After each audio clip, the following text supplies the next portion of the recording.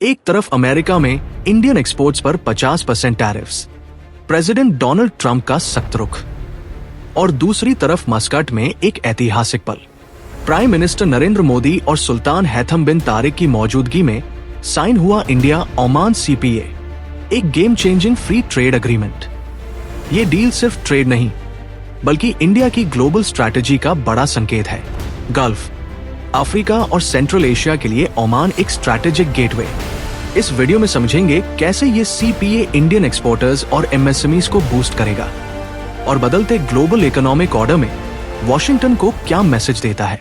India Oman CPA एक landmark free trade pact है जो डीप टैरिफ कट्स को लॉन्ग टर्म स्ट्रैटेजिक विजन के साथ जोड़ता है और मजबूत पॉलिटिकल रिलेशनशिप को स्ट्रक्चर्ड इकोनॉमिक पार्टनरशिप में बदल देता है।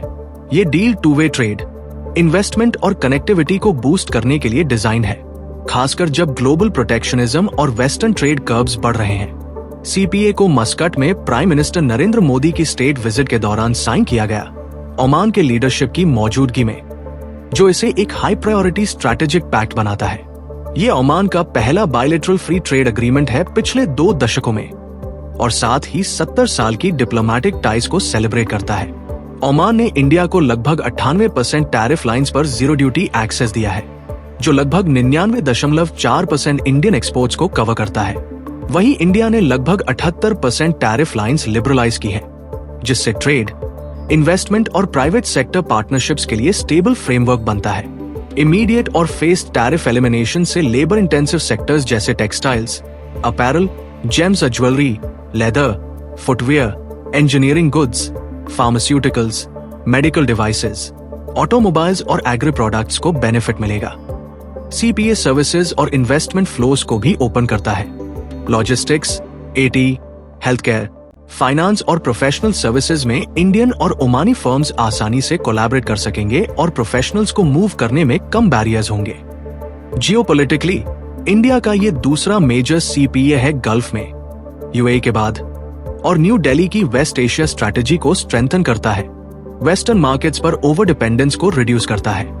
विजन 2040 के तहत ओमान को लॉजिस्टिक्स और एनर्जी गेटवे और इंडिया को मैन्युफैक्चरिंग और सर्विसेज हब बनाकर रीजनल रेजिलियंस और सप्लाई चेन सिक्योरिटी को एनहांस करता है। इसी क्रम में देखें तो इंडिया ओमान सीपीए की असली ताकत इसके स्केल और एम्बिशन में छिपी है।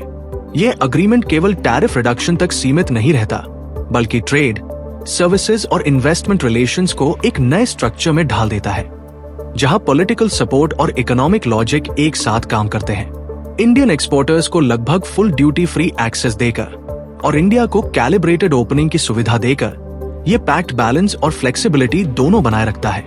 इसके बाद अगर कवरेज पर ध्यान दे तो सीपीए का दायरा असाधारण रूप से व्यापक है। इसमें ट्रेड इन गुड्स और ट्रेड इन सर्विसेज के साथ investment protection, rules of origin, customs procedures, technical barriers to trade, sanitary and phytosanitary standards, intellectual property, digital trade और डिस्प्यूट सेटलमेंट जैसे कॉम्प्लेक्स एरियाज शामिल है। यह ब्रेड्थ इसे एक साधारण ट्रेड डील से आगे ले जाकर इंस्टीट्यूशनल इकोनॉमिक आर्किटेक्चर बना देती है। साथ ही ये समझौता energy cooperation, connectivity projects, logistics networks, maritime transport, technology transfer, skill development और वैल्यू चेन इंटीग्रेशन जैसे क्षेत्रों के लिए स्ट्रक्चर्ड कोऑपरेशन फ्रेमवर्क्स तैयार करता है। इसका मतलब यह है कि बिजनेसेस अब शॉर्ट टर्म अपॉर्चुनिटीज के बजाय लॉन्ग टर्म इंटीग्रेशन की प्लानिंग कर सकते हैं। इसी के समानांतर पॉलिटिकल कमिटमेंट इस सीपीए को क्रेडिबिलिटी देता है।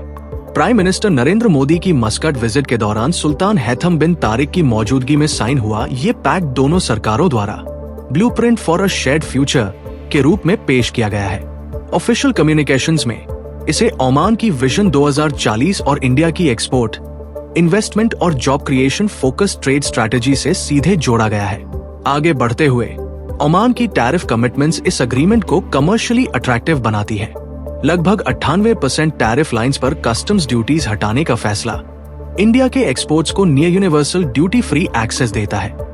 इससे textiles, engineering goods, pharmaceuticals, medical devices, chemicals, plastics, gems and jewellery, automobiles और एग्री तथा मरीन प्रोडक्ट्स जैसे सेक्टर्स में इंडियन कंपनीज की प्राइस कंपेटिटिवनेस तेजी से बढ़ेगी। वहीं दूसरी तरफ इंडिया की टैरिफ लिबरलाइजेशन केयरफुली सीक्वेंस्ड है।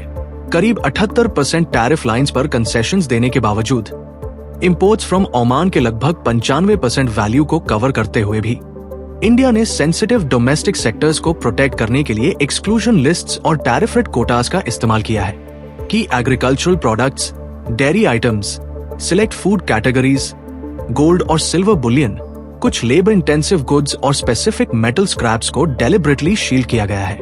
इस पृष्ठभूमि में इंडिया अब ओमान सीपीए का सबसे टैंजिबल असर गुड्स ट्रेड में दिखाई देता है, जहां एक almost fully duty free corridor तैयार किया गया है।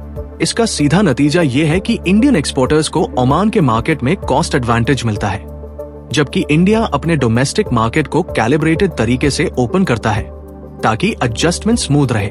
इसके तहत ओमान ने लगभग 98% टैरिफ लाइंस पर कस्टम्स ड्यूटीज हटाने का कमिटमेंट लिया है, जो वैल्यू के हिसाब से इंडिया के लगभग 99 से 99.4% एक्सपोर्ट्स को कवर करता है। इस व्यवस्था के बाद इंडियन गुड्स ओमान में प्रैक्टिकली ड्यूटी फ्री एंट्री पाएंगे, जिससे प्राइस कंपेटिटिवनेस और मार्केट पेनिट्रेशन दोनों तेज होंगी। इसी कारण टेक्सटाइल्स और अपैरल से लेकर engineering goods, pharmaceuticals, medical devices, chemicals, plastics, gems and jewellery, automobiles और ऑटो कंपोनेंट्स तक कई मेजर सेक्टर्स को इमीडिएट फायदा होगा। इसके साथ ही एग्रीकल्चरल और मरीन प्रोडक्ट्स जैसे कैटेगरीज भी जीरो या मिनिमल टैरिफ पर ओमान के मार्केट में पहुंच सकेंगी। वहीं दूसरी ओर इंडिया की तरफ से लिबरलाइजेशन को डेलिबरेटली फेस्ड रखा गया है। करीब 78% टैरिफ लाइंस पर कंसेशंस ऑफर की गई है, जो ओमान से आने वाले इंपोर्ट्स के लगभग 95% वैल्यू को कवर करती है। कई प्रोडक्ट्स पर ड्यूटीज अपफ्रंट हटाई जा रही हैं, जबकि कुछ पर ट्रांजिशन पीरियड्स दिए गए हैं ताकि डोमेस्टिक इंडस्ट्री एडजस्ट कर सके। साथ साथ सेंसिटिव सेक्टर्स को प्रोटेक्ट करने के लिए पॉलिसी सेफगार्ड्स बिल्ट इन रखे गए हैं। Certain agricultural products, dairy items, select food categories, gold और सिल्वर बुलियन और कुछ लेबर इंटेंसिव मैन्युफैक्चरर्स को एक्सक्लूजन लिस्ट्स और टैरिफ रेट कोटास के जरिए शील्ड किया गया है, जिससे लिबरलाइजेशन का इम्पैक्ट वल्नरेबल प्रोड्यूसर्स पर असंतुलित न पड़े। आखिरकार ड्यूटी फ्री मार्केट एक्सेस का उद्देश्य सिर्फ टैरिफ्स हटाना नहीं है। असल लक्ष्य टू वे ट्रेड वॉल्यूम्स बढ़ाना, इंडियन और ओमानी फर्म्स को एक दूसरे की सप्लाई चेन से जोड़ना और बायलैटरल ट्रेड को ज्यादा प्रेडिक्टेबल और कम्पिटिटिव बनाना है। इसी स्ट्रैटेजिक कैलकुलस के तहत ओमान में near total duty free access हासिल करके और घरेलू स्तर पर कैलिब्रेटेड ओपननेस अपनाकर इंडिया एक्सपोर्ट लेड ग्रोथ को सपोर्ट करना चाहता है, मैन्युफैक्चरिंग और सर्विसेज में इन्वेस्टमेंट अट्रैक्ट करना चाहता है और ओमान को गल्फ, अफ्रीका और सेंट्रल एशिया तक पहुंचने वाले वाइडर गेटवे के रूप में लेवरेज करना चाहता है। इसी संदर्भ में इंडिया ओमान सीपीए को इंडियन एक्सपोर्टर्स के लिए एक हाई इंपैक्ट इकोनॉमिक एनेबलर के रूप में देखा जा रहा है। Near total duty free access को लेबर इंटेंसिव और एमएसएमई ड्रिवन सेक्टर्स के टारगेटेड सपोर्ट के साथ जोड़कर इसे गवर्नमेंट और एक्सपोर्ट बॉडीज ने इंक्लूसिव और employment rich export led growth के टूल के तौर पर पोजीशन किया है। इसके परिणाम स्वरूप ओमान ने 98.08% टैरिफ लाइंस पर जीरो ड्यूटी एक्सेस दिया है, जो वैल्यू टर्म्स में इंडिया के लगभग 99.38% एक्सपोर्ट्स को कवर करता है। पहले मौजूद लगभग 5% इंपोर्ट ड्यूटी हटने से इंडियन फर्म्स की प्राइस कंपेटिटिवनेस तेजी से सुधरती है, मार्जिन्स बढ़ते हैं और लॉन्ग टर्म सप्लाई कॉन्ट्रैक्ट्स व इन्वेस्टमेंट कमिटमेंट्स के लिए कंडीशंस अधिक फेवरेबल बनती हैं। इसी वजह से टेक्सटाइल्स और गारमेंट्स, लेदर और footwear, gems and jewellery, engineering products, plastics, furniture, agricultural और food products, pharmaceuticals, medical devices और ऑटोमोबाइल्स जैसे सेक्टर्स सीधे लाभ की स्थिति में आते हैं। इंडस्ट्री प्रोजेक्शन संकेत देते हैं कि जेम्स एंड ज्वेलरी जैसे सेगमेंट्स में जीरो ड्यूटी एक्सेस और डायरेक्ट सोर्सिंग के चलते एक्सपोर्ट्स में उल्लेखनीय बढ़ोतरी संभव है। साथ ही सीपीए का एमएसएमईज और विमेन लेड बिजनेसेस पर प्रभाव विशेष रूप से महत्वपूर्ण माना जा रहा है। ऑफिशियल असेसमेंट्स के अनुसार duty free market access, simplified procedures और clear rules artisans, export oriented clusters और विमेन रन एंटरप्राइजेस के लिए एंट्री बैरियर्स को कम करते हैं, जिससे वे हाई इनकम गल्फ मार्केट में बड़े प्लेयर्स के साथ प्रतिस्पर्धा कर सके। इसी क्रम में लोअर टैरिफ्स और रिड्यूस्ड कंप्लायंस कॉस्ट्स छोटे एक्सपोर्टर्स के लिए रिस्क को घटाते हैं और उन्हें सस्टेनेबल एक्सपोर्ट रिलेशनशिप्स बनाने का अवसर देते हैं, जो पहले केवल लार्ज फर्म्स तक सीमित थे। आगे बढ़ते हुए एम्प्लॉयमेंट इम्पैक्ट इस सीपीए का एक सेंट्रल पिलर है। Textiles, leather, food processing, engineering goods और ऑटोमोबाइल्स जैसे लेबर इंटेंसिव सेक्टर्स में एक्सपोर्ट ग्रोथ सीधे मैन्युफैक्चरिंग और एलिड सर्विसेज में जॉब क्रिएशन से जुड़ी है। ट्रेड बॉडीज और गवर्नमेंट नोड्स इसे सप्लाई चेन्स के हर स्तर, फार्मर्स, आर्टिसंस, फैक्ट्री वर्कर्स और लॉजिस्टिक्स प्रोवाइडर्स के लिए एम्प्लॉयमेंट जनरेशन का स्ट्रैटेजिक माइलस्टोन बताते हैं। इस रणनीति को ध्यान में रखते हुए इंडिया ने इंडिया ओमान सीपीए को इस तरह स्ट्रक्चर किया है कि एक्सपोर्टर्स को बड़े फायदे मिले, लेकिन साथ ही वल्नरेबल सेक्टर्स के लिए ट्रांजिशन स्मूथ और कंट्रोल्ड रहे। पॉलिसी मेकर्स का साफ उद्देश्य रहा है कि लिबरलाइजेशन से ग्रोथ आए, लेकिन डोमेस्टिक फार्मर्स और एमएसएमईज पर सडन इंपोर्ट सर्ज का दबाव न पड़े। इसी उद्देश्य के तहत इंडिया ने सीपीए में 2 अलग अलग प्रोटेक्टिव मैकेनिज्म्स बनाए हैं। पहला, एक क्लियर एक्सक्लूजन लिस्ट जिसमें सिलेक्टेड प्रोडक्ट्स पर किसी भी तरह की टैरिफ कट नहीं दी गई है। दूसरा, ऐसे प्रोडक्ट्स का एक ग्रुप जहां फुल लिबरलाइजेशन के बजाय कोटा बेस्ड एक्सेस दिया गया है, ताकि इंपोर्ट्स तय सीमा के भीतर ही रहें। दरअसल इन सेफगार्ड्स को गवर्नमेंट ने एक्सप्लिसिटली जस्टिफाई किया है कि high ambition free trade agreement sign करते हुए भी फार्मर्स, स्मॉल मैन्युफैक्चरर्स और लेबर इंटेंसिव डोमेस्टिक इंडस्ट्रीज के कोर इंटरेस्ट्स की रक्षा जरूरी है। यही कारण है कि ओपननेस को ब्लैंकेट तरीके से लागू नहीं किया गया। इसी क्रम में एक्सक्लूजन लिस्ट में की एग्रीकल्चरल प्रोडक्ट्स जैसे डेयरी, टी, कॉफी, रबर और टोबैको को रखा गया है। इसके अलावा गोल्ड और सिल्वर बुलियन, ज्वेलरी और फुटवियर व स्पोर्ट्स गुड्स जैसे लेबर इंटेंसिव मैन्युफैक्चरर्स को भी टैरिफ कंसेशन से बाहर रखा गया है। साथ ही कई बेस मेटल्स के स्क्रैप और कुछ प्रोसेस्ड फूड आइटम्स जैसे चॉकलेट को भी कंसेशंस नहीं दी गई है।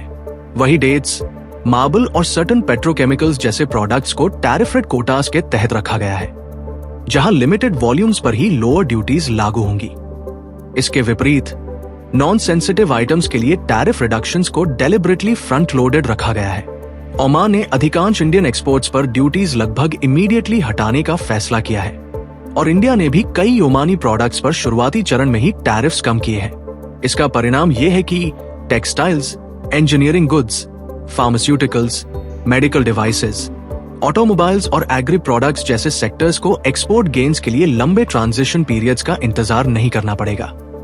अर्ली एलिमिनेशन से कंपेटिटिवनेस जल्दी ट्रांसलेट होकर एक्चुअल ट्रेड फ्लोज में दिखेगी। इसी समय संदर्भ में इंडिया ओमान सीपीए का महत्व केवल ट्रेड बेनिफिट्स तक सीमित नहीं रहता, बल्कि ये एक स्पष्ट स्ट्रैटेजिक स्टेटमेंट के रूप में उभरता है। जब इंडियन एक्सपोर्ट्स पर यूनाइटेड स्टेट्स में अनप्रेसिडेंटेड टैरिफ प्रेशर है, उसी दौर में इस अग्रीमेंट का साइनिंग होना इसे एक इकोनॉमिक अपॉर्चुनिटी के साथ साथ जियोपॉलिटिकल सिग्नल भी बना देता है। दरअसल ये समझौता 18 दिसंबर 2025 को फॉर्मल रूप से साइन किया गया, ऐसे समय में जब कुछ ही महीने पहले यूनाइटेड स्टेट्स ऑफ अमेरिका ने कई इंडियन गुड्स पर क्यूमुलेटिव टैरिफ्स बढ़ाकर लगभग 50% कर दिए थे। ये हायर टैरिफ रेट्स लेट अगस्त 2025 से लागू हुए, जिससे एक्सपोर्ट ओरिएंटेड सेक्टर्स पर सीधा दबाव बना। हालांकि ओमान के साथ निगोशिएशंस अर्लियर 2025 में ही कंक्लूड हो चुकी थी, लेकिन फाइनल साइनिंग का समय उस फेज से मेल खाता है जब United states of America India trade tensions अपने पीक पर थी। इसी वजह से सीपीए को सिर्फ रूटीन ट्रेड डील नहीं, बल्कि पॉलिटिकली वेटेड डिसीजन के तौर पर देखा जा रहा है। इसी पृष्ठभूमि में प्रेसिडेंट डोनाल्ड ट्रंप के एडमिनिस्ट्रेशन ने एग्जिस्टिंग मेजर्स के ऊपर एडिशनल 25% ड्यूटी लगाई, जिससे कई इंडियन एक्सपोर्ट्स पर इफेक्टिव टैरिफ लगभग 50% तक पहुंच गया। एनालिस्ट्स का आकलन है कि ये टैरिफ्स लार्जली इंडिया के रशियन ऑयल परचेसेस और ब्रॉडर स्ट्रैटेजिक फ्रिक्शन से जुड़े हैं और इनका असर जीडीपी ग्रोथ और एक्सपोर्ट कंपेटिटिवनेस दोनों पर पड़ सकता है। ऐसे हालात में ओमान के साथ near total duty free access secure करना एक पॉइंटेड मैसेज बन जाता है। जब एक मेजर पार्टनर टैरिफ वॉल खड़ी कर रहा है, उसी वक्त इंडिया ये दिखा रहा है कि वह किसी एक मार्केट पर निर्भर रहने को तैयार नहीं है। इसी दिशा में इंडिया ओमान सीपीए को एक ब्रॉडर एफटीए स्ट्रैटेजी के हिस्से के रूप में देखा जाना चाहिए। यूएई, ऑस्ट्रेलिया, एफ्टा और अब ओमान जैसे पार्टनर्स के साथ एग्रीमेंट्स का मकसद इंडियन फर्म्स को मल्टीपल रीजनल सप्लाई चेन्स में एम्बेड करना है, न कि यूथ्स मार्केट पर एक्सेसिव रिलायंस बनाए रखना। रणनीतिक रूप से न्यू दिल्ली ट्रेड एग्रीमेंट्स को स्ट्रैटेजिक हेजिंग के टूल की तरह इस्तेमाल कर रहा है। वॉशिंगटन के साथ पॉलिटिकल एंगेजमेंट जारी रखते हुए वेस्ट एशिया और इंडो पैसिफिक में कॉन्क्रीट इकोनॉमिक ऑल्टरनेटिव्स खड़ी की जा रही हैं ताकि शॉक्स को अब्सॉर्ब किया जा सके। इसी बड़े स्ट्रैटेजिक फ्रेम में ओमान की अहमियत इंडिया के लिए केवल एक ट्रेड पार्टनर तक सीमित नहीं रहती। सीपीए को इस तरह डिजाइन किया गया है कि ओमान इंडिया के लिए ट्रेड, एनर्जी और कनेक्टिविटी का एक ड्यूरेबल रीजनल गेटवे बन सके, जो गल्फ से आगे अफ्रीका और यूरेशिया तक पहुंच खोलता है। भौगोलिक दृष्टि से ओमान स्ट्रेट ऑफ हॉर्मस के मुहाने पर स्थित है, जो ग्लोबल एनर्जी फ्लोज का एक क्रिटिकल चोक पॉइंट है। दुनिया के ऑयल और गैस शिपमेंट्स का बड़ा हिस्सा और इंडिया की एनर्जी इंपोर्ट्स का सब्सटैंशियल पोर्शन इसी राउट से गुजरता है। ऐसे में सीपीए के जरिए इंडिया इस स्ट्रैटेजिकली वाइटल जोन में एक स्टेबल इकोनॉमिक फुटहोल्ड सिक्योर करता है। इसी के साथ ये अग्रीमेंट इंडिया को गल्फ कोऑपरेशन काउंसिल यानी जीसीसी रीजन तक एक इफेक्टिव इकोनॉमिक ब्रिज देता है। ओमान को प्लेटफॉर्म बनाकर ट्रेड फैसिलिटेशन, एनर्जी कोऑपरेशन और लॉजिस्टिक्स इंटीग्रेशन को इंस्टीट्यूशनल रूप मिलता है, जो प्योरली बायलैटरल ट्रेड से कहीं आगे जाता है। आगे बढ़ते हुए री एक्सपोर्ट पोटेंशियल इस पार्टनरशिप का एक की पिलर बनता है। दुख, सोहर और सलाला जैसे पोर्ट्स को ट्रांसशिपमेंट और इंडस्ट्रियल हब्स के रूप में डेवलप किया जा रहा है, जहां से Indian petroleum products, engineering goods और कंज्यूमर आइटम्स को अफ्रीका, यूरोप, टर्की और सेंट्रल एशिया तक भेजा जा सकता है। पॉलिसी असेसमेंट्स के अनुसार ये पोर्ट्स इंडियन फर्म्स को री एक्सपोर्ट बेसिस के रूप में काम करने का अवसर देते हैं। इससे कार्गो कंसोलिडेशन आसान होती है, शिपिंग टाइम घटता है और कंपनीज रीजनल वैल्यू चेन्स में कहीं ज्यादा डीपली इंटीग्रेट कर पाती है। इसी प्रक्रिया में सीपीए के जरिए प्रेफरेंशियल एक्सेस लॉक इन करने से इंडिया वेस्ट एशिया में अपनी इकोनॉमिक प्रेजेंस को मजबूत करता है। एनर्जी सिक्योरिटी, मैरीटाइम कनेक्टिविटी और सप्लाई चेन रेजिलियंस जैसे क्रिटिकल डोमेन्स में न्यू दिल्ली को अतिरिक्त लेवरेज मिलता है। रणनीतिक रूप से यह पैक्ट इंडिया की ब्रॉडर ट्रेड आर्किटेक्चर को कॉम्प्लीमेंट करता है। इंडो पैसिफिक और गल्फ में पहले से मौजूद एफटीएस के साथ मिलकर ओमान इंडिया के लिए एक फॉरवर्ड पोस्ट की तरह काम करता है, जहां से वेस्ट एशिया, ईस्ट अफ्रीका और अजॉइनिंग रीजन्स तक इकोनॉमिक आउटरीच संभव हो पाती है। अंततः इंडिया ओमान सीपीए केवल टैरिफ्स या मार्केट एक्सेस की कहानी नहीं रह जाती। ये ओमान को इंडिया की रीजनल स्ट्रैटेजी का ऑपरेशनल हब बनाता है, जहां मैन्युफैक्चरिंग और सर्विसेज हब के रूप में इंडिया की एम्बिशंस ओमान की लोकेशन और पोर्ट्स के साथ जुड़कर एक लॉन्ग टर्म स्ट्रैटेजिक एडवांटेज में बदल जाती है। इसी निरंतरता में इंडिया ओमान सीपीए को इंडिया की वाइडर गल्फ ट्रेड आर्किटेक्चर की एक फाउंडेशनल लेयर के रूप में देखा जा रहा है। ये समझौता इकोनॉमिक्स, पॉलिटिक्स और सिक्योरिटी को ओमान की स्ट्रैटेजिक ज्योग्राफी के इर्द गिर्द जोड़ता है और इंडिया को एक स्टेबल गल्फ पार्टनर के साथ डीपर मल्टी डायमेंशनल इंटीग्रेशन की दिशा में ले जाता है। आर्थिक दृष्टि से सीपीए प्रेफरेंशियल और लार्जली ड्यूटी फ्री एक्सेस को लॉक इन करता है, जिससे trade flow short term gains तक सीमित नहीं रहते। एनर्जी, मैन्युफैक्चरिंग, लॉजिस्टिक्स और टेक्नोलॉजी जैसे सेक्टर्स में लॉन्ग टर्म इन्वेस्टमेंट और सप्लाई चेन पार्टनरशिप्स को इंस्टीट्यूशनल सर्टेनिटी मिलती है, जो वॉलेटाइल ग्लोबल कंडीशंस में खास तौर पर महत्वपूर्ण है। इसी वजह से पॉलिसी डॉक्यूमेंट्स में सीपीए को इंडिया की गल्फ स्ट्रैटेजी का गेटवे और एंकर बताया गया है। ओमान को बेस बनाकर इंडियन प्रोडक्शन नेटवर्क्स को जीसीसी मार्केट से जोड़ने, एक्सपोर्ट डेस्टिनेशंस डाइवर्सिफाई करने और सप्लाई चेन रेजिलियंस को स्ट्रेंथन करने का ये एक सेंट्रल इंस्ट्रूमेंट बनता है। समानांतर रूप से इकोनॉमिक इंटीग्रेशन के साथ पॉलिटिकल और सिक्योरिटी कोऑपरेशन भी डिपेंड हुआ है। सीपीए के साथ साथ दोनों देशों ने मैरीटाइम कोऑपरेशन पर जॉइंट विजन अडॉप्ट किया है और एक जॉइंट स्टेटमेंट जारी किया है, जिसमें defence ties, joint military exercises, maritime domain awareness और पायरेसी व मैरीटाइम क्राइम के खिलाफ इंफॉर्मेशन शेयरिंग को प्राथमिकता दी गई है। विश्लेषकों के अनुसार ये इकोनॉमिक पैक्ट एक ऑलरेडी स्ट्रॉन्ग स्ट्रैटेजिक पार्टनरशिप को और मजबूती देता है। Defence access, regular security dialogues और ब्लू इकोनॉमी कोऑपरेशन जैसे क्षेत्रों में ओमान इंडिया के लिए केवल ट्रेड पार्टनर नहीं, बल्कि गल्फ में एक भरोसेमंद पॉलिटिकल और सिक्योरिटी पार्टनर के रूप में उभरता है। इस पूरे फ्रेमवर्क का केंद्र ओमान की स्ट्रैटेजिक लोकेशन है।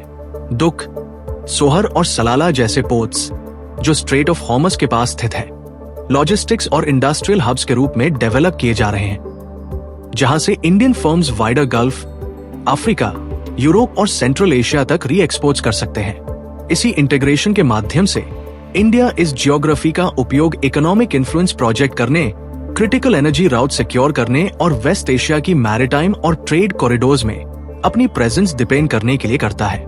इस प्रैक्टिकल इम्पैक्ट को देखें तो India Oman CPA Indian exporters के लिए गल्फ में एक नया और मजबूत कमर्शियल प्लेटफॉर्म तैयार करता है। Better margins, deeper supply chain integration और यूथ्स मार्केट पर घटती निर्भरता, ये तीनों फैक्टर्स मिलकर इसे इंडिया की ट्रेड स्ट्रैटेजी का एक अहम पिलर बना देते हैं। सबसे पहले मार्जिन एडवांटेज पर ध्यान जाता है। ओमान द्वारा 98% से अधिक टैरिफ लाइंस पर जीरो ड्यूटी एक्सेस देने से वैल्यू टर्म्स में इंडिया के लगभग 99% एक्सपोर्ट्स पर पहले लगने वाला 5% कस्टम्स ड्यूटी पूरी तरह खत्म हो जाता है। यह सेविंग सीधे एक्सपोर्टर्स की प्राइसिंग पावर और प्रॉफिटेबिलिटी में ट्रांसलेट होती है। इसी कारण textiles, engineering goods, James and jewellery, pharmaceuticals, food products और अन्य लेबर इंटेंसिव सेक्टर्स में इंडियन प्रोडक्ट्स अब ओमान के मार्केट में ज्यादा कंपेटिटिव बनते हैं। लोअर लैंडेड कॉस्ट का मतलब है बेहतर मार्जिन्स, फ्लेक्सिबल प्राइसिंग और बड़े बायर्स के साथ स्ट्रॉन्गर नेगोशिएशंस की क्षमता। इसके आगे सीपीए सप्लाई चेन एक्सपांशन को भी एक्टिवली एनकरेज करता है। क्लियर इंसेंटिव्स और स्टेबल रूल्स के चलते इंडियन फर्म्स ओमान में डिस्ट्रीब्यूशन हब्स, वेयरहाउस और यहां तक कि लाइट मैन्युफैक्चरिंग या प्रोसेसिंग यूनिट स्थापित कर सकती है। दुख, सोहर और सलाला जैसे पोर्ट्स के माध्यम से ये सप्लाई चेन्स आसानी से गल्फ, अफ्रीका और यूरोप तक एक्सटेंड हो सकती है। इसी प्रोसेस में कस्टम्स प्रोसीजर्स, स्टैंडर्ड्स, सर्विसेज और इन्वेस्टमेंट से जुड़े क्लियर रूल्स ट्रांजैक्शन कॉस्ट्स और अनसर्टेनिटी को काफी हद तक कम करते हैं। इससे exporters brand building, local partnerships और लॉन्ग टर्म कॉन्ट्रैक्ट्स में ज्यादा कॉन्फिडेंस के साथ निवेश कर पाते हैं, बजाय शॉर्ट टर्म स्पॉट ट्रेडिंग पर निर्भर रहने के। रणनीतिक रूप से डाइवर्सिफिकेशन का ये पहलू सबसे अहम बन जाता है। जिस समय इंडियन गुड्स को यूथ्स मार्केट में लगभग 50% तक टैरिफ्स का सामना करना पड़ रहा है, उसी समय ओमान के जरिए नियर ड्यूटी फ्री गेटवे खुलना इंडिया के एक्सपोर्ट बास्केट को देरिस्क करता है। इसी सोच के तहत पॉलिसी मेकर्स और एक्सपोर्ट बॉडीज इस सीपीए को आइसोलेटेड डील नहीं मानते। इसे यूएई, ऑस्ट्रेलिया और इंडो पैसिफिक पार्टनर्स के साथ एफटीएस की ब्रॉडर स्ट्रैटेजी का हिस्सा माना जा रहा है, जिसका लक्ष्य है डेस्टिनेशंस डाइवर्सिफाई करना, अर्निंग्स को स्टेबलाइज करना और एम्प्लॉयमेंट रिच एक्सपोर्ट ग्रोथ को लॉन्ग टर्म तक सस्टेन करना। इसी दीर्घकालिक सोच के साथ इंडिया ओमान सीपीए को केवल टैरिफ रिडक्शन अग्रीमेंट के रूप में नहीं, बल्कि एक कॉम्प्रिहेंसिव इकोनॉमिक और जियोपॉलिटिकल फ्रेमवर्क के तौर पर डिजाइन किया गया है। इसका उद्देश्य इमीडिएट ट्रेड गेन से आगे जाकर इन्वेस्टमेंट फ्लोज, एम्प्लॉयमेंट जनरेशन और इंडिया की एक्सटर्नल स्ट्रैटेजी को ज्यादा रिसिलिएंट बनाना है।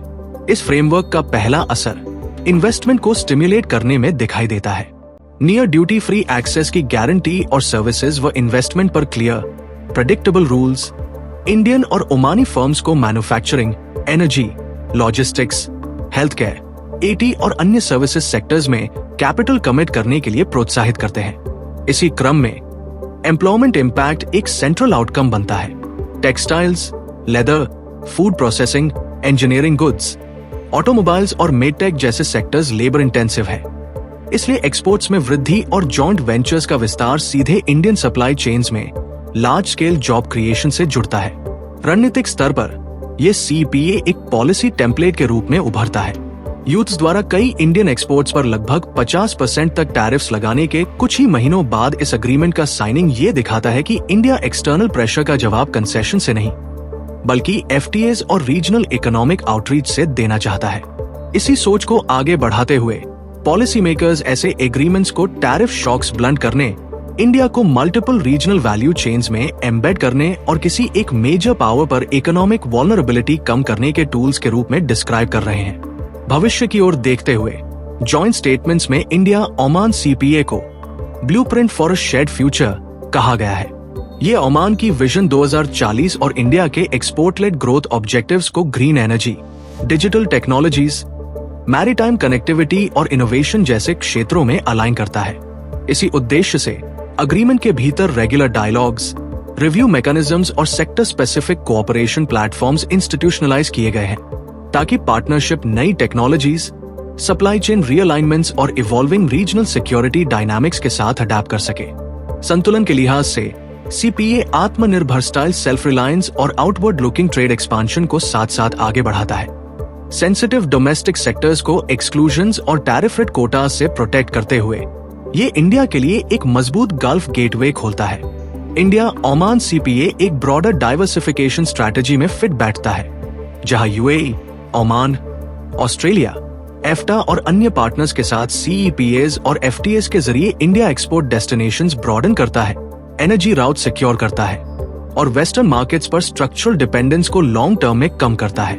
अंत में आप सभी दर्शकों का बहुत बहुत धन्यवाद कि आपने ये एनालिसिस अंत तक देखा। अगर आपको ये वीडियो इंफॉर्मेटिव लगा हो तो लाइक जरूर करें, इसे शेयर करें ताकि ज्यादा लोग इससे जुड़ सके और ऐसे ही इन डेप्थ पॉलिसी एक्सप्लेनर्स के लिए पॉलिसी 360 को सब्सक्राइब करना न भूलें। आपका सपोर्ट हमें और बेहतर कंटेंट लाने के लिए प्रेरित करता है।